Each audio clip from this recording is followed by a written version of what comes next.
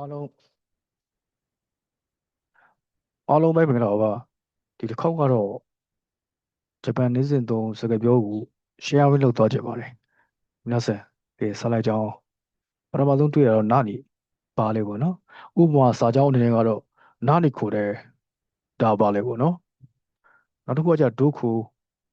ပဲပါလေပေါ့နော်ဥပမာစာကြောင်းနေကြည့်ကြအောင်ဒုခုအီကူနောဘယ်ခုသွားမှာလဲနောက်တစ်ခုကじゃဒါတယ်ဘယ်လိုလဲပေါ့နော်ဥပမာစာကြောင်းသုံးမယ်ဒါရဒုခိတနောဘယ်သူနဲ့လာတာလဲ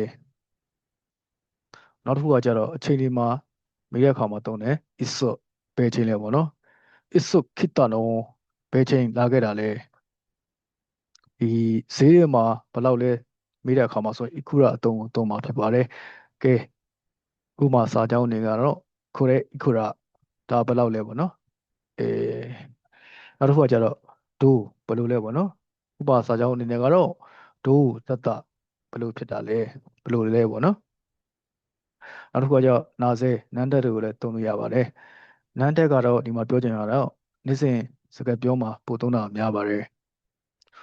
နောက်တစ်ခုကကျတော့ပုံမှန်အသုံးတွေကဒိုးချီကိုသုံးတယ်လိုဒိုးချီရတာကပို့ပြီးတော့ရင်းကြည့်တာပေါ့နော်ဘယ်ဟာလဲပေါ့နော်ဥပမာစာကြောင်းတွေကတော့ဒိုးချီကဤဘယ်ဟာကပိုကောင်းလဲပေါ့နော်နောက်တစ်ခုကကျတော့ဘယ်တစ်ခုလဲပေါ့နော်ဒိုးတယ်ဥပမာစာကြောင်းတွေကဒိုးရကစုကီဘယ်ဟာကိုပိုကြိုက်လဲပေါ့နော်ဒိုးတော့နောက်တစ်ခုကလည်းဘယ်မှာလဲပေါ့နော်ဒိုးတော့ဟွန်ကဤဘယ်စာအုပ်ကကောင်းလဲပေါ့နော်ကြနောက်တစ်ခုကဒွန်းနာပေါ့နော်ဘယ်လိုအမျိုးအစားလဲပေါ့ဥပမာစာကြောင်းနေကတော့ဒွန်းနာဒိုင်ကာကစုကီဘယ်လိုမျိုးရုပ်ရှင်မျိုးကိုကြိုက်လဲပေါ့နော်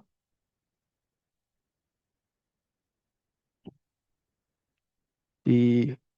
ဘယ်လောက်လဲတော့ဘယ်လောက်ကြာလဲသုံးမဲ့အခါဆိုရင်ဒွန်းတော့ကိုယ်တိုင်ဒိုးတဲ့ကိုယ်တိုင်အသုံးကိုသုံးမှာဖြစ်ပါတယ်ဥပမာစာကြောင်းနေနဲ့တော့ဒွန်းတော့ကိုယ်တိုင်ဘန်ကျော်စုလို့ဘယ်လောက်ကြာလိလာခဲ့လဲစာဖဲခဲ့လဲပေါ့နော်ဒါကကြတော့ခုနဒီအသုံးမှလည်းပြောပြပြီးတော့ဖြစ်ပါတယ်နော် how many ပေါ့နော်ဘယ်နှခုလဲမှာသုံးတဲ့အခါဆိုရင် ikuso နော် ringo က ikuso နော်ပန်းသီးဘယ်နှလုံးရှိလဲသုံးတဲ့အခါမှာဆိုရင် ikuso အသုံးနေဖြစ်ပါတယ်နန်းဆိုင်ပေါ့နော်နန်းဆိုင်ရတော့အသက်မှာမေးတဲ့အခါမှာဆိုရင်အသုံးပြုတာဖြစ်ပါတယ်ဥပမာစာကြောင်းတွေကတော့နန်းဆိုင်တက်စကအသက်ဘယ်လောက်လဲပေါ့နော်နန်းတယ် why ဒါကြတော့ခုနသုံးတယ်ပုံမှန်အသုံးမှာဖြစ်ပါတယ်တိတ်တော့မင်းကြီးဘူးပေါ့နော်ဘာကြောင့်လဲပေါ့နော်なんで来なかったのဘာကြောင့်မလာခဲ့တာလဲなかったအသုံးရဖြစ်ပါတယ်နော်どうしてဘာကြောင့်လဲပေါ့နော်ဥပမာစာကြောင်းတွေကတော့ဘာကြောင့်တော့ကြတာလဲပေါ့နော်遅れထည့်မယ်ဆိုတော့ပိုကောင်းတာပေါ့နော်どうして遅れたのဘာကြောင့်တော့ကြတာလဲပေါ့နော်ကဲအားလုံးဒီလိုအသုံးလုံးလေးတွေရွေးချယ်မယ်ဆိုရင်နေ့စဉ်ဆုံးဂျပန်စကားပြောမှာပိုတိုးတက်ကောင်းမွန်လာမယ်လို့ယုံကြည်ပါတယ်ကဲအားလုံးကျေးဇူးတင်ပါတယ်